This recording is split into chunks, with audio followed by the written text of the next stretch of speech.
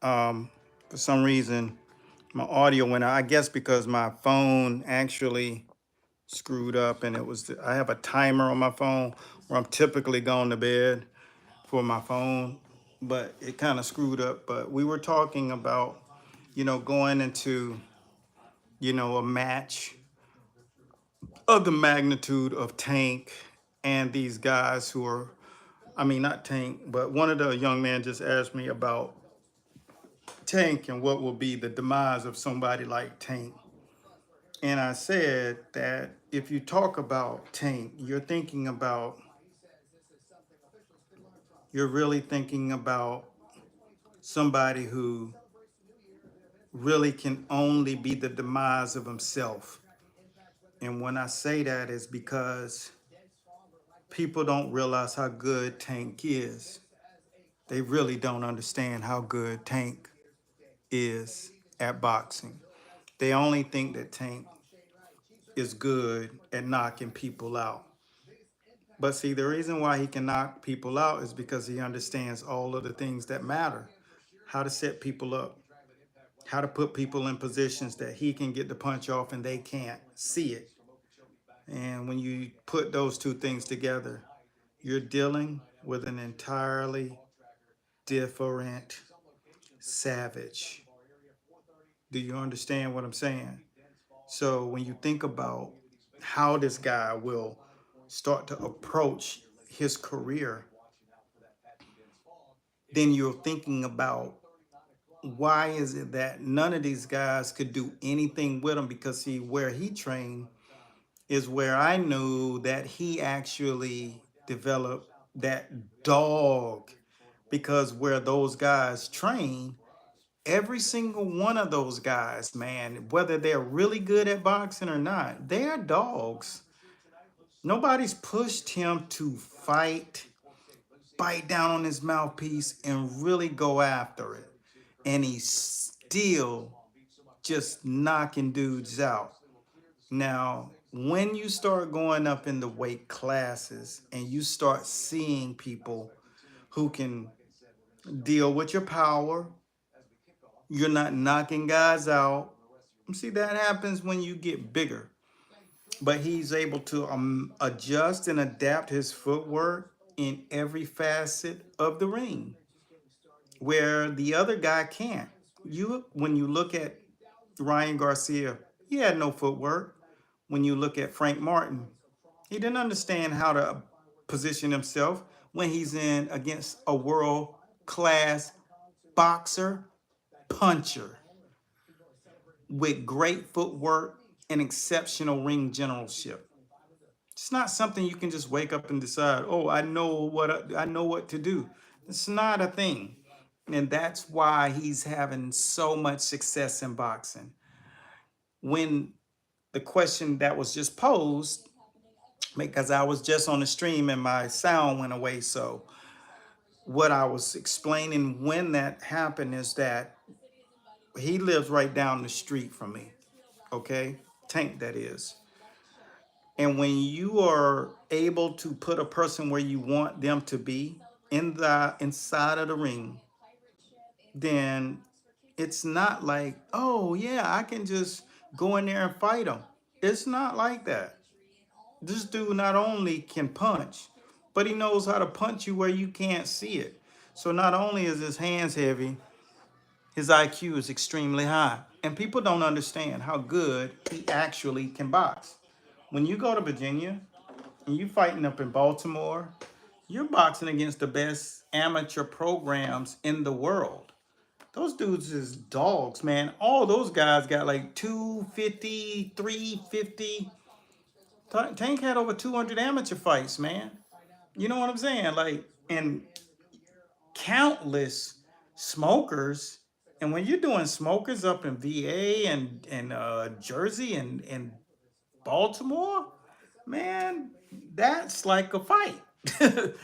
I mean, that's the real deal. You're talking about world. That's where Sugar Ray Leonard, Hassan Rockman, guys like De La Hoya trained there. Lamont Peterson. Like the list just, I mean, Frankie Randall. Frankie Randall was the guy who beat Chavez Sr., the first guy. He beat him twice. but they gave him a draw. So you already know if they gave him a draw, he had to beat him. And then he came back and he stopped him. You can't, look, man, you can't go to a place like that where Sweet Pea stomped, George Benton, Matthew Sod, them boys came down from Philly. You can't go to a place like that and not bred world champion level guys and fight at a different level. So you got to think about what you're talking about here, man. So right now, when you talk about what can beat Tank, Tank can go up in weight. He can go to 147 and everything changes, just like with Floyd. At 147, check in and let me know where you're watching from. At 147, the complexity of everything changes. Everything goes away. All of those advantages, all of that luxury of being able to just outbox everybody, yeah, it goes away. So check out what you're talking about. Chicago's in the building. Check in, chat. Holla at your boy. Yeah, back at you, champ. Boston in the building. Yeah, but when you want to see the best fighters happen, like those guys, Turkish, those guys are doing over in Saudi, they're putting together the Terrence Crawford fight right now. So Terrence Crawford versus Canelo. And I said before, we're going into 2025. I don't care what you do. I don't give a crap if you are talking about boxing, and I don't care if you're talking about going in here trying to do whatever it is you do for a living, because you're probably in a position where whatever you're doing, you hate it. And if you do like it, you won't take it to the next level. When you're fighting somebody that's got bigger bone density than you, then you really have to go, what's up, chat? Yeah, what's up, man? Very immature. I'm glad you're speaking out, so I'll know the next time to keep you on, because when you see people acting stupid, you just let them see you shine. See, I'm winning. You probably don't even have a profile picture. So I like to highlight people who will never be anything. Going into a new year, you're that guy. You're probably 14 years old, picking your nose, boogers, snot in your eye, hair naughty, using a phone from 2013. That's you. So our self-esteem is good down here. I'm in Palm Beach, champ. I'm winning. So what we're trying to focus on is thinking about how these guys have to really operate when you start to go up in weight or fight guys and challenge guys 3 weight classes above you. TK, look at this guy, TK. Go check him out. Go see if he got a profile, how many followers he got. So when you do that, what you're setting yourself up for is you're setting yourself up for fighting your big brother. See what happened to Charlo. He really felt like because he was taller than Canelo that he was actually going to compete with that kid. But that's not the case. And so this was just a conclusion of it. I don't know what you guys think about it, chat. But the bottom line is some of my guys had questions and I didn't get right to it. Let me see. What weight will they be fighting at? Well, Canelo's going to always be in control over the negotiations because he is the actual cash cow.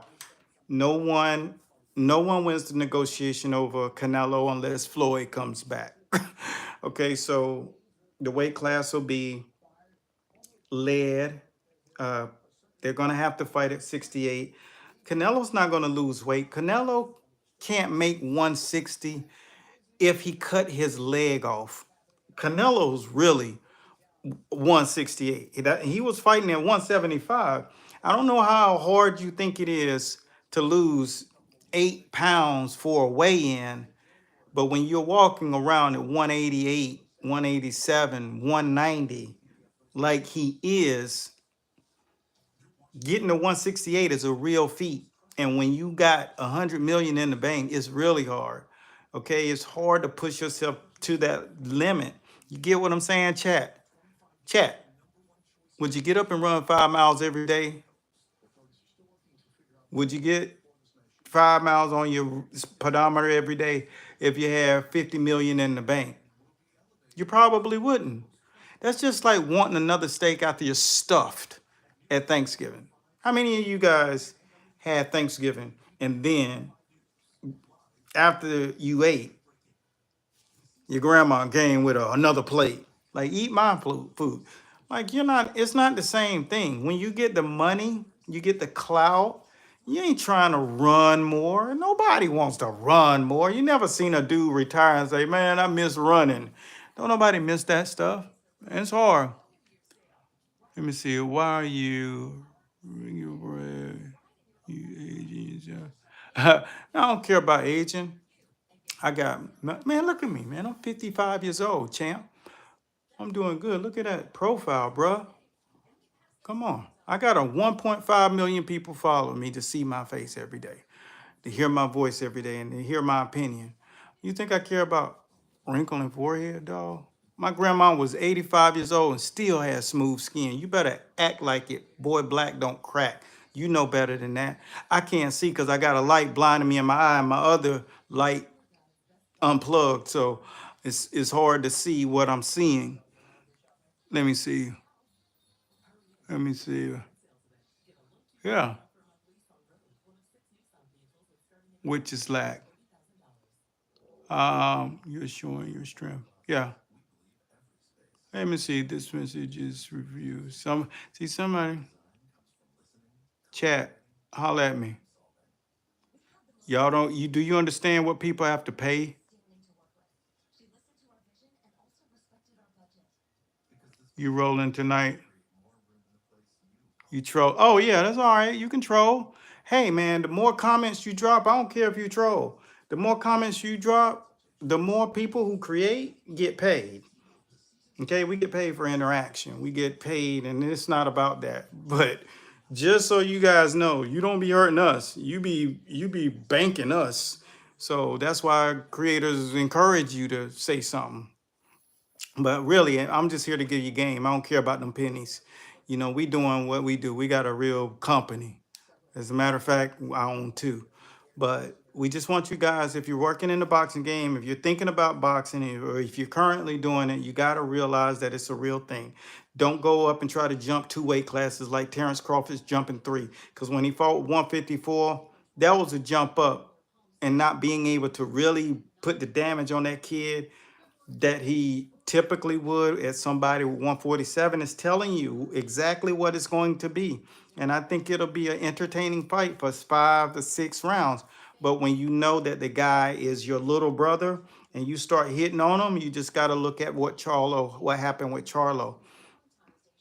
It's going to happen with him. It's going to happen with anybody. So if you're going to box, you got to be careful. If you're coaching somebody, don't be having them guys jump up in weight class because it's not sparring. They don't have headgear and they don't have mouthpieces. So, just be wise, man. I done this for real, like over 40 camps with world-class fighters.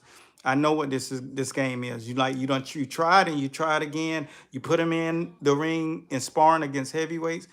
But when you put them in the ring against somebody a weight class bigger, you're putting him in there against his big brother, and he ain't gonna beat his big brother. So just be wise. Chat.